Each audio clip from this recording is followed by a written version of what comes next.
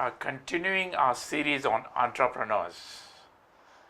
And today I'm very privileged to introduce to you a social entrepreneur who is so much in love with Goa that it is quite unbelievable his story. He is none other than Mr. Vincent Toscano.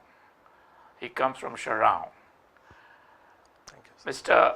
Toscano studied in Goa and passed in distinction from the engineering college in mechanical engineering, and then went on to Bombay because jobs were scarce at that time, and he then built such a fantastic career there of 18 years, working in some of the top IT companies in India, TCS, Infosys, etc., and worked both in India and abroad in these companies, and rose to a very high rank in them. After these 18 years, he decided that enough was enough. He had to come back to his motherland. And so we have Vincent Toscano here with us, trying to do something for our young youth of Goa. We are very proud of the fact that a man who has reached such high levels in the IT world decided to chuck it all up and come to Goa and set up base here to help our youth. So, Mr. Vincent Toscano, thank you so much for sparing your time here. Thank you for having me. As I said, we are really, really proud that you did such a wonderful thing. So, let's tell us about your history now. You passed out from the engineering college in Goa, and you straight away went into IT in Bombay. Pune, to be precise. You did mechanical engineering. How did you land into IT? Okay, I think the answer to that goes a little prior to me doing engineering, because after my 2 failures in 12th in science, my father got me into a computer course here in Panjim Market at an institute called Data Pro, and that got me hooked back onto studies. So if not for that, probably I would have never become an engineer. So realizing the power of computers and programming is what gave me the kick. All right, okay. Yeah, so from there on, but I could not get into computer stream as I went into polytechnic and engineering because I didn't have that great marks in SSC. Right. So I took whatever channels were available to become an engineer. Okay, and I'm passionately a mechanical engineer, but also equally in love with programming. So, and at that point in time, there weren't any bright prospects for mechanical engineers, definitely not here in Goa, and overall not that great even in India. Right, And Y2K was happening. Y2K was year 2000 bug. All the old archaic softwares written in COBOL and other languages had to be revised or updated to fix their date size from being just 2 digits to 4 digits. That's right, So all of us, mechanical engineers, agricultural engineers, chemical, mining engineers, were taken in hordes into the IT industry of India. So that was the secret. Yes, so that is the whole sequence. All right, so then you started in IT, and you then worked in this big time companies. Today TCS and Infosys are considered the big companies in IT. So, and you reached quite high levels. Now, tell us about your journey there. When I began with Tata Infotech, which subsequently got merged into TCS, and I joined in their Pune center, which had just begun. So mine was the 3rd batch to join there. And in the initial years, it was all such kind of cleaning job of the IT world to fix the Y2K bug and all of that.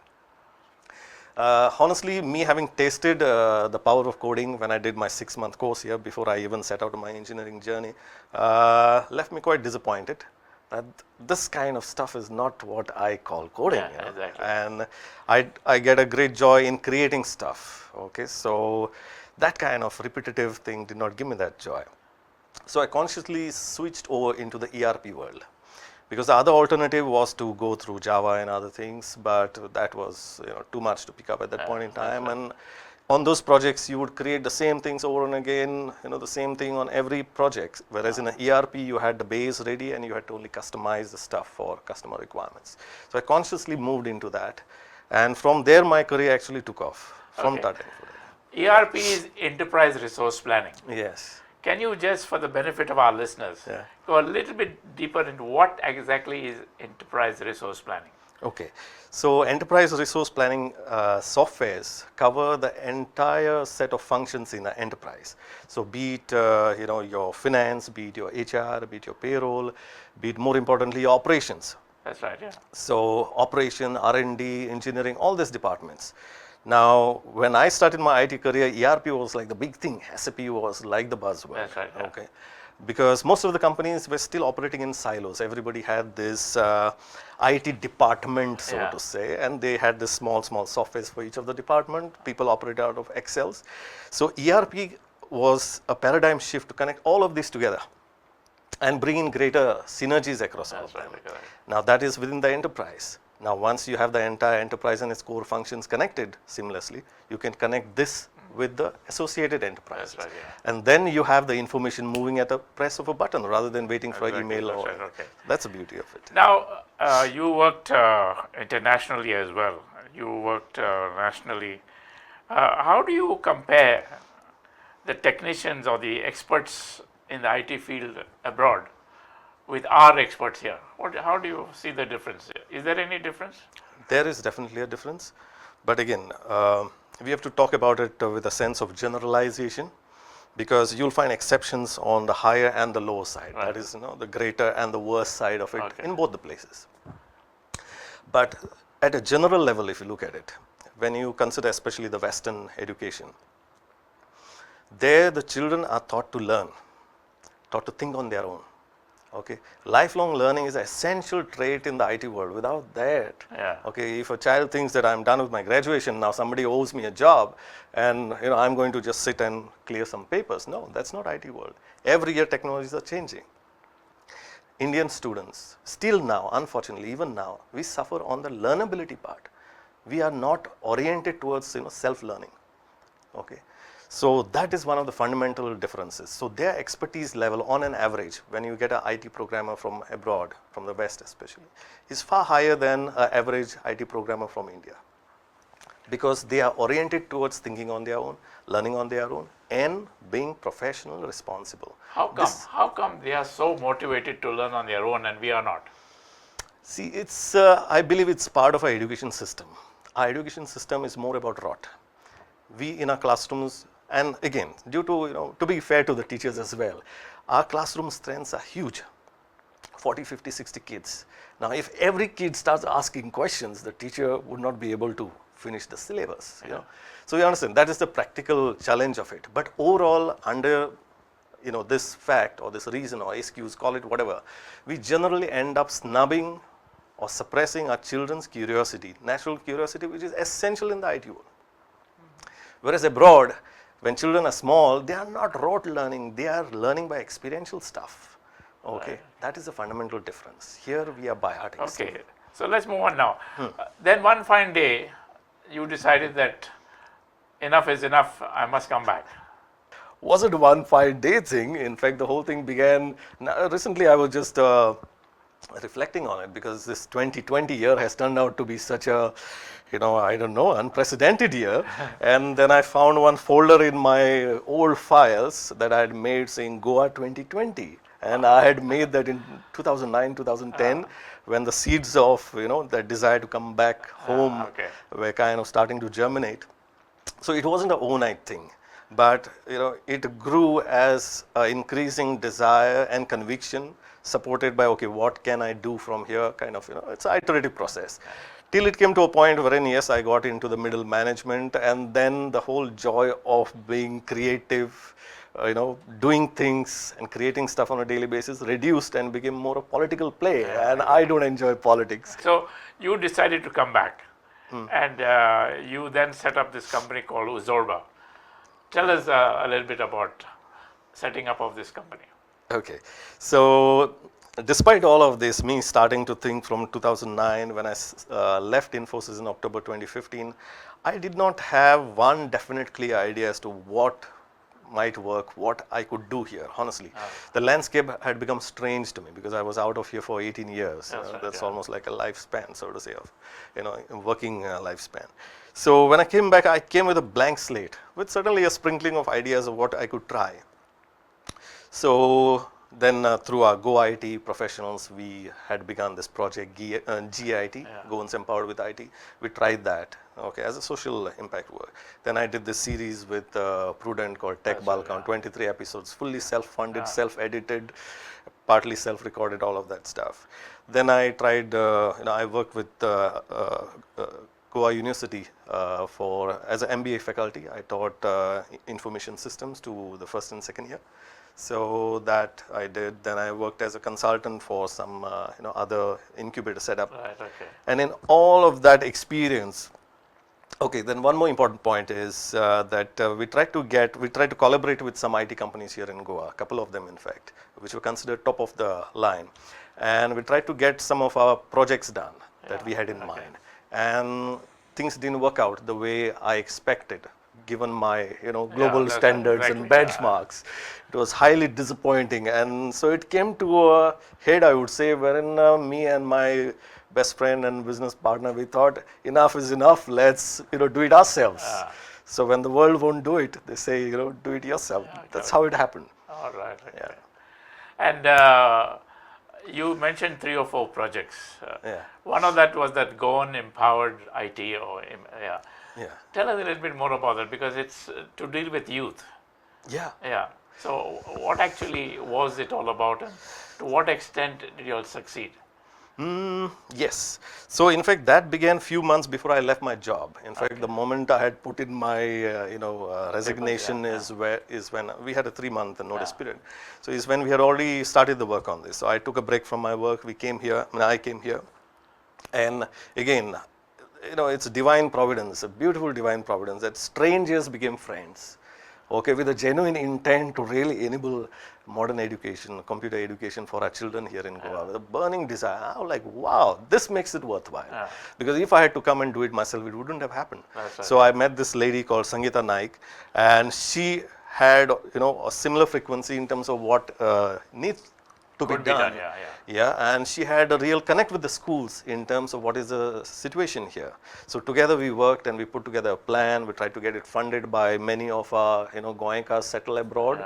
None of it would happen, and not a rupee came through after a month. So that's when I posted on our engineering group. Within a week we had funding for some 50,000 or so. And with that, we thought, let's adopt some schools.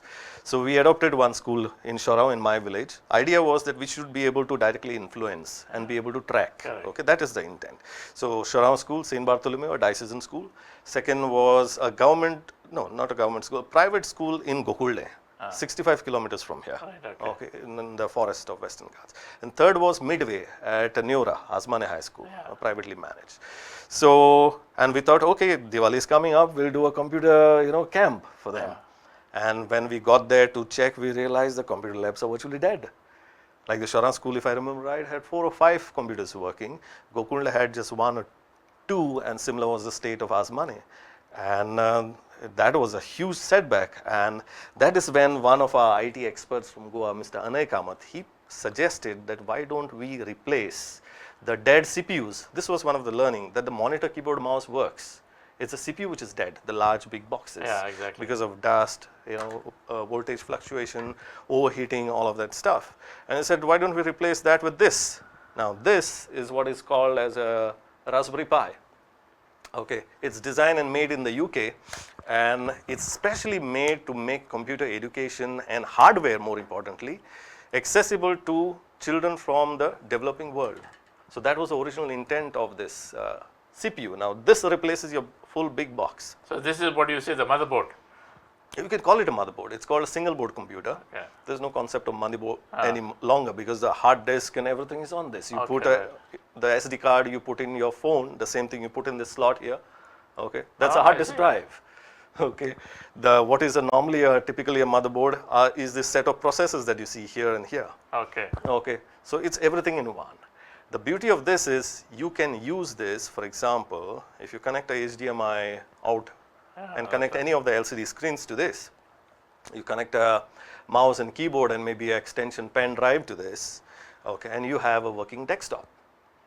At the same time, the same thing can be, let's say, minus these things that I mentioned, okay, you use these GPIO pins, general purpose input IO input-output pins, and you can do robotics and automation on this. Oh, wow. Okay, Wow.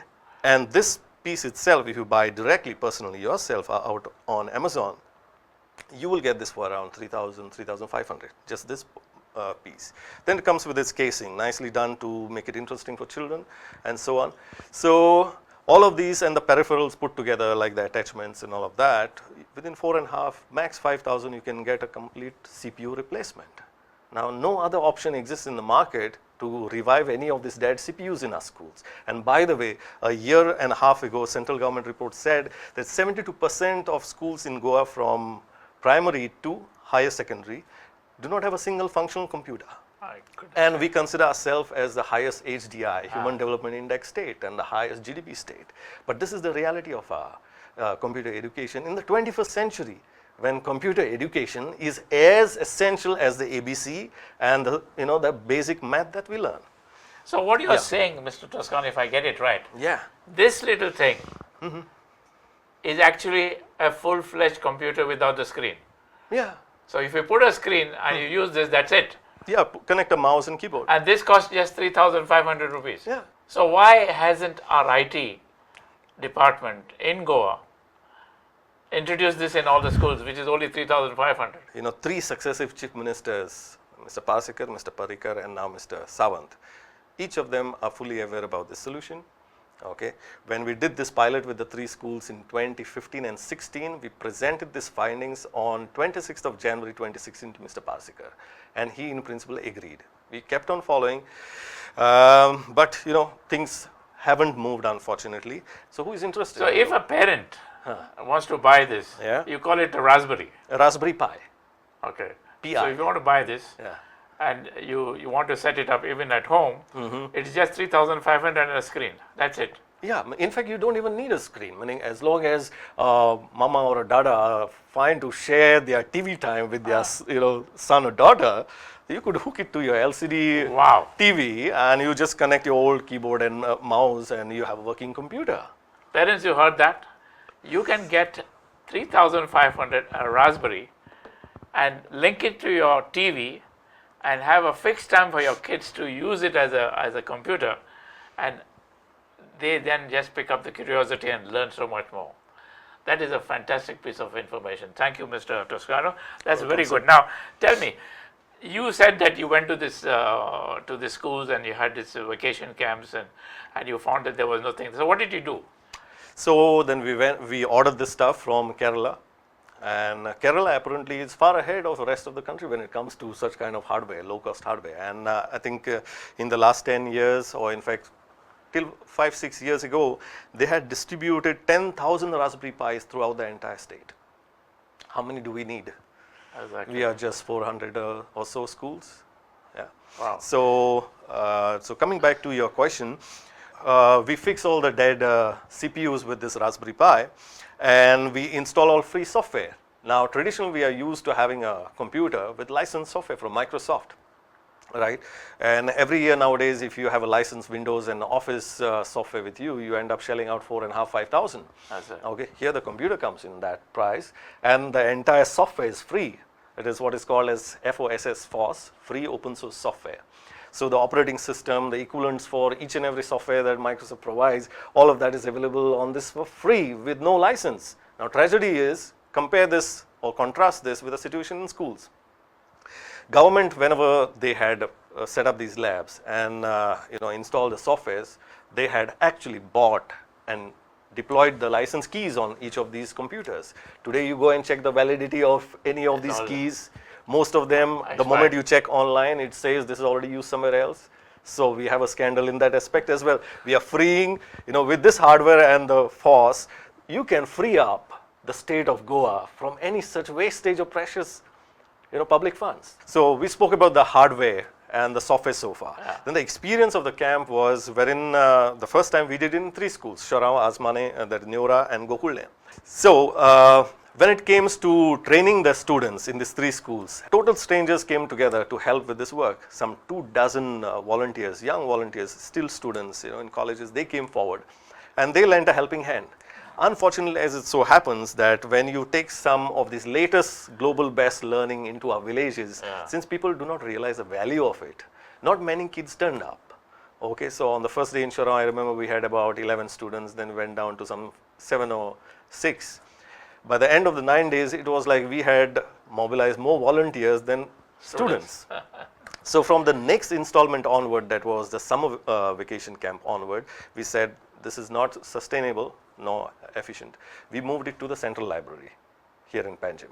And that's where with one WhatsApp and Facebook post, we got some 100 or 125 students, signed up and ready to come from the first day itself. And they would come from all over Goa. So as a result, then from the subsequent Diwali, vacation, Diwali 2016, we did it in Central Library here in Panjim and District Library in Naveli. And like this, we did it like 5 times. Okay, and in that we covered some 500 to 550 students. And those students, have they really taken it up? Yes, in fact, especially in South Goa, we had this particular incident wherein one of the local social workers, he took on to himself to organize a Kadamba bus, full-size Kadamba bus. And he would collect from each house kids from Fatorpa, Bali and those other areas around there, and Zambauli and other areas. And he would get 125 kids every day to the Naveli District Library. I was impressed with that. And many of those kids had never even touched a mouse or a keyboard. And for me, that was an eye-opener, because at least here in Panjim, the kids who turned up at least knew, and to realize that this is a computer literacy-related poverty in our Goa was really a shocker for me. But that also was greatly satisfying, because we could see that the impact on their lives was greater. And some of these kids went on subsequently over the years to take part in some Google competitions and so on. So I'm sure, small fires and sparks have been lit somewhere, and we'll see the fruits down the line. Now, you also directed and compared yourself the Tech Balkan program. Yes. What was that all about? That was the whole intent there was to create greater awareness among Goans, and especially Goan students and parents as well, about what young Goans, or in general Goans, few of them, are doing using IT here itself. And not only about programming or creating websites, but be it music, be it computer-aided design, be it hardware design. All of this has been happening in Goa when I came, and for me that was a huge inspiration.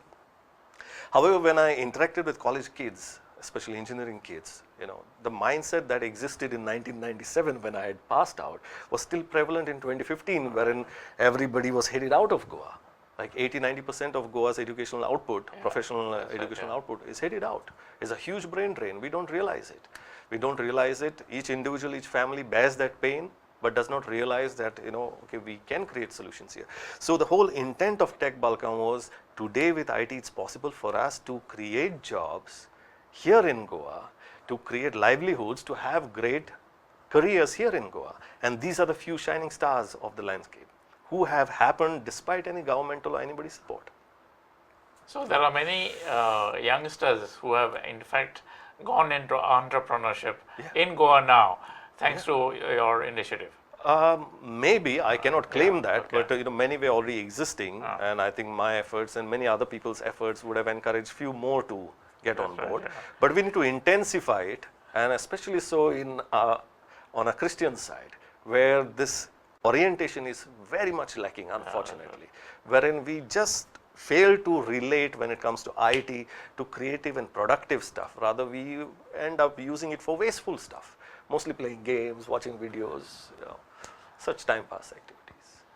Did any effort been made with the Christian schools to introduce IT in the way you are suggesting, like Raspberry and those things?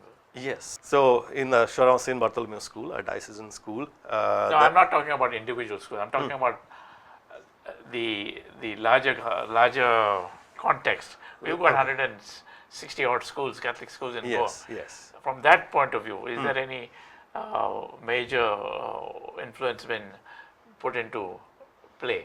Wouldn't say so. Out of the 28 or 29 schools that we have done, revive the computer labs using Raspberry Pi, I would say barely 3 or 4 are diocesan schools. Mr. Vincent Toscano, the chairman of Uzorba Technologies based in Shorround. And obviously the question that is to be asked is, why Shorround? Why should you establish a company in the island of Shorround when you might have problems with connectivity, etc., etc.? Or do you have it at all?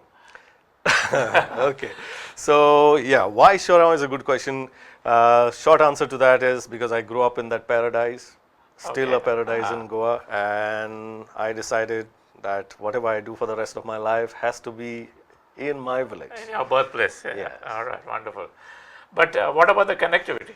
Oh yes, we probably are one of the few, this big village. I think we have about 1,000 families in Shorround, and till recently we did not have a single mobile tower on the entire island. It's the biggest island in Goa, and all connectivity that we get is from the neighboring, mainland in the vicinity. So specifically, some of our vados with the hill range running through the center of the island are dead zones as far as mobile is concerned. I happen to be one of the lucky guys to be in one such dead zone. So to make a two-way call wherein the other person can hear what I'm saying, I have to necessarily go and stand at the compound for me to be able to talk to anybody.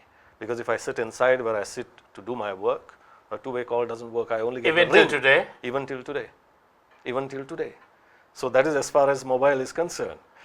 But how do we manage? I manage with one BSNL wired broadband, one BSNL fiber optic cable, one G-Wave fiber optic cable, 2 Geo dongles slung up here and there in the house, and then my own phone. Wow. So where there's a wheel, there's a way. So so having decided it's going to be Shorround, you are currently, after 5 years, quite happy with that. Manageable. Manageable. Okay, right. Okay.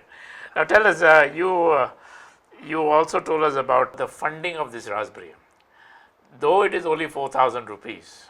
So if you want to introduce it to the 30 students in a class or 40 students in a class, so that also costs money. Yeah. So 4,000 into 40 is a lot of money. 4,000 into 40 is a lot of money, but at the same time, sir, it's not that you need one system per child. Okay.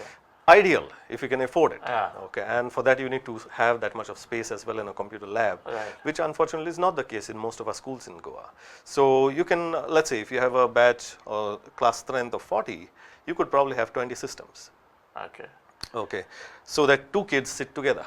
And as they say, 2 heads are better than 1. From a child's learning point of view, that would be better. But presently, do you know the ratios that we are operating with? We are operating with ratios of like 7 and 8 kids per computer in many schools in Goa. And since it is an optional subject, nobody cares. Neither the student, nor the teachers, nor the management, nor the parents. Because it's optional, it doesn't count towards the main score of SSC or whatever. Tragedy. Oh my goodness. Quite a revelation this is, that that is for every 8 students there's only 1. Yeah. In many of the schools, even in the schools where we have replaced the dead CPUs, the ratios have come down to around 3 to 4 per system. Cannot somebody like yourself introduce the importance of IT? I am still struggling to get a talking session with the PTA's association of my own alma mater in Shorround after 5 years. And that too when the entire lab runs on 11 Raspberry Pis that we have installed there, initially funded for free by Project Geet, and then subsequently they paid for 5-6 more. And at what stage or age or which class level should, according to you, computers be really introduced in a major way? The earliest possible. The earliest that a child can play a game on a computer, the child is ready to start learning. And with this concept of gamification is wherein education or learning is gamified. Meaning of gamified is it is put into the form of a game. So child is actually playing a game, but actually is learning in the process. In fact, while I was in Pune and we were struggling in getting my son to understand Marathi, which is a compulsory subject in Maharashtra, I did the same thing. I searched for apps which taught Marathi to little kids. I found an app, and sitting with my son, he and I both learned Marathi from an app in a game form, okay, and that's how my son passed. But how many of our parents look at it that way? Is there a app like that in Konkani? Konkani, I'm not sure, but can be easily done if people are interested. See, people like me, Yes. I'm a Goan, but if you ask I me know. to say something in one paragraph in Konkani, I'm zero. Everything is possible, and the world is doing it. But when it comes to Goa, we somehow are lost still. Anyway, parents, particularly you parents who are the PTA chairman or secretary or whatever, I hope you have heard this, because if you, as part of the PTA, cannot impress upon the school management to introduce computers, at least 2 for every child, with a Raspberry which costs only 4,000 rupees, you are doing a massive, massive mistake for your own kid. So please think about it and introduce this thing. And if you want help, please contact this gentleman here who is so passionate about helping our Goans to get into the real live stream of what is necessary in today's world. Now tell me, is there a plan for parents to learn computers through an app in Goa? Or is there one going to be planned for? See, actually, to learn computers, there's no age bar. Anybody at maybe 99 as well, if they have that open mind. See, many times we get into this mental block that, oh, this is too confusing. Okay, you just have to open your mind and approach it. Enough material is there on the internet for anybody to start with the ABCs of computers. Okay, so any parent anywhere cannot actually, if they can Google and find a recipe for any dish, they can as well, use the same mindset and search for, okay, how do I start learning computers? That's right, yeah. Begins with that. That is Google very for true. that. Actually, in fact, I do that myself now.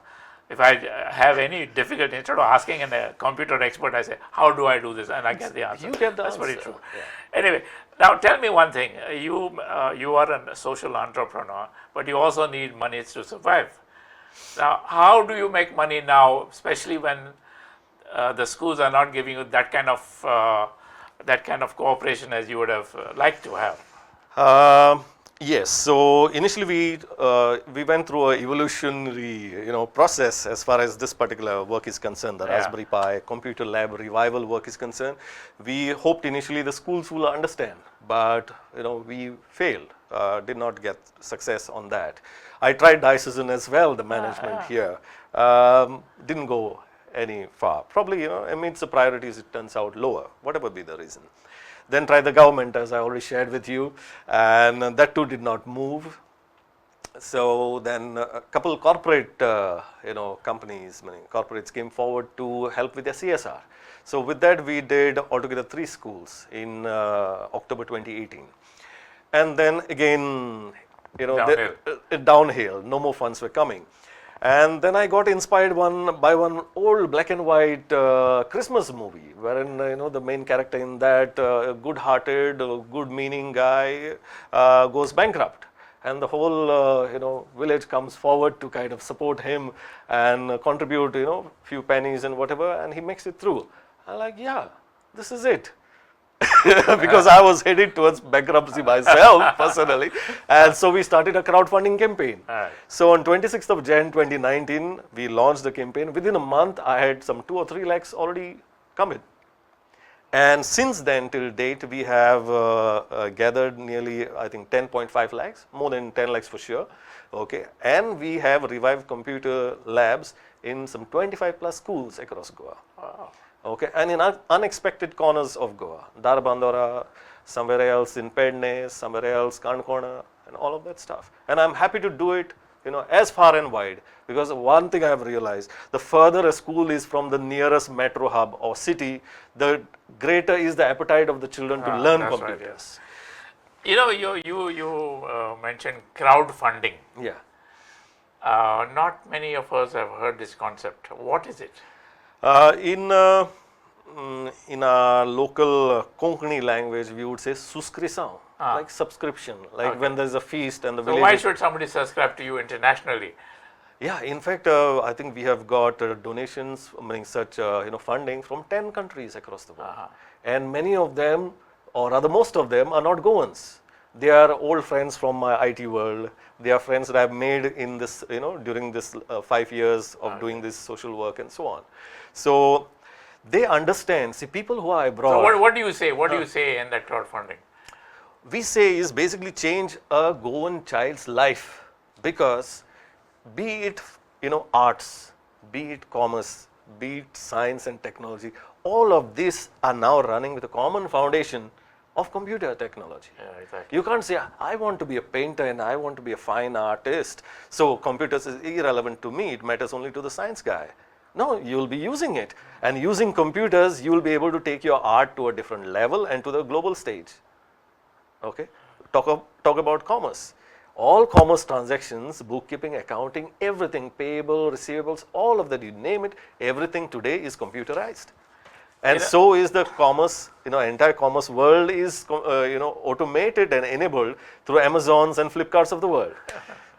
Yeah. We heard of things like Hyper Fabric, Ripple, Python, C something, Murex. These things are happening so fast. Yes. How do the student keep up to date on this? You don't need to learn each and everything that comes out. Okay. First and foremost, you need to build a very solid foundation of logic, algorithm and logic. Logic is, you understand what I'm saying. Basically, in layman's term, it is reasoning abilities. Okay, you should be able to reason things out. Okay, if I have to go from here to Penjim bus stand, what are the options I have? Okay, this will take this much time, blah, blah, blah. This is how I'm going to go. Exactly the same thing happens in programming. Programming is nothing out of the world to begin with. Okay, so this is important. Okay, having a good foundation. If you want to become a programmer, having a good foundation in math is important. Algorithms.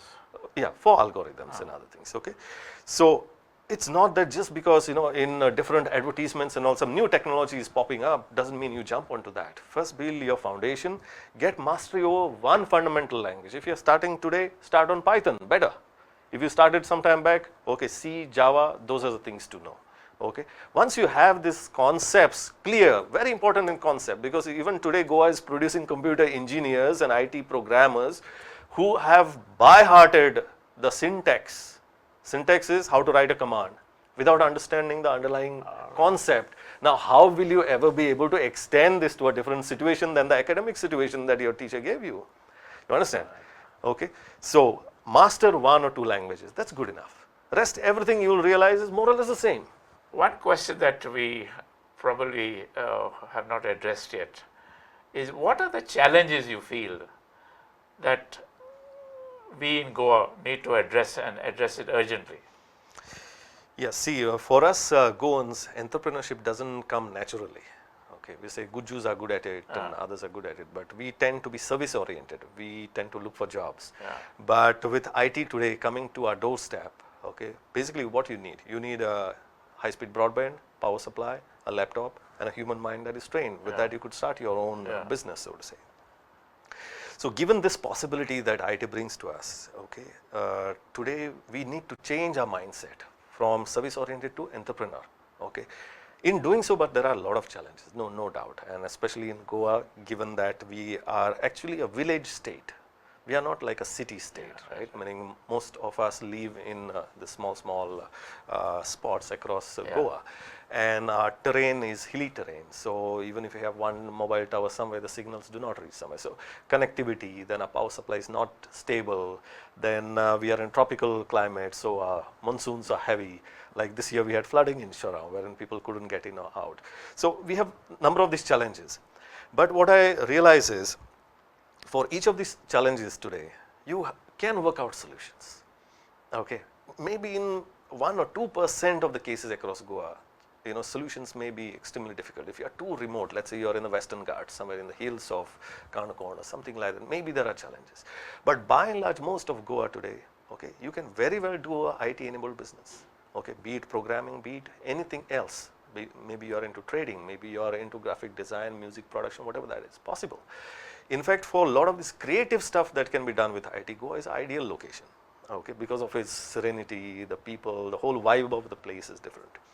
But challenges are, as I said, connectivity, mobility to get around Goa. You cannot depend on a public transport system like you can do in a city. Okay, so that remains a challenge at times. So is a challenge for my team as well. We being based in Shora, some of them, in fact, and I'm extremely proud of these team members of mine. They walk from my place to the Ribandar ferry, 7.5 kilometers.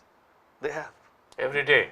no. Sometimes when they miss the bus or they don't get a pilot or they hesitate to ask me to drop them, then some of them have walked that distance. We Shorao people don't walk naturally. You understand? But where there's a wheel, basically there's a way.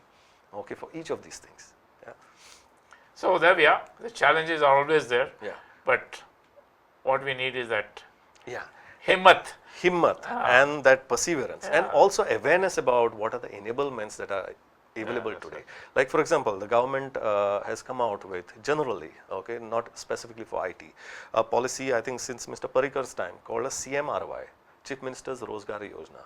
Now using that, any Goan under the age of 35, if I remember right, and about 18 years of age can take a government loan from EDC or some of these institutions, and he can create a business in any line, be it IT, non-IT. But many of our Goans remain totally oblivious about this scheme that's available. Second is through the effort of association that I am a vice president of Goa IT professionals and other such entities in Goa. Over the last 3-4 years, we have got a Goa IT policy and a Goa startup policy. Under that, if a Goan youth sets up a company, okay, with IT of course as a base, and comes up with a new product or a solution or some such offering which is IT enabled, he can apply to this startup promotion cell and can get a funding grant. I mean, it's not a loan that you need to return back. You can get a grant of up to 10 lakhs. So for this school project that we are doing, I am one of the first few Goan startups to get funding of 10 lakhs for that. Okay. So with that funding, I'm taking from here, revival of computer labs, to this. Okay. So this is in a way seed funded, we call it seed funding, funded by the government of Goa's policies. But many of us Goans tend to remain unaware. Okay. And especially so, I would say our Christian youth, wherein if we are more aware and we do not, keep ourselves in a cocoon, there's so much we can do right here. Yeah. Right, you heard that again. All you have to do is search for the answers. We are here to help you. Mr. Toscano himself, I also am into careers in a manner of speaking. I do a lot of counseling in careers. So please use these facilities, talk to us. We'll tell you how to go to CMRY and get funding up to 18 lakhs of rupees from the government. You can go to FIRE and learn how to start a company. You can go to SEBA and learn how to start a company. And these are the avenues available to you. Please use them. Mr. Toscano, I don't know how to say thank you, but thank you so much, because I really, really hope that today's program, our parents, our teachers, our principals, our diocesan directors listen to this and say, okay, let's do something. Especially for our children right from class 1 till they reach the university. Absolutely. World is doing, time we start. Very fast, very fast. So thank you so much for your time. Appreciate it very much. Thank you very much.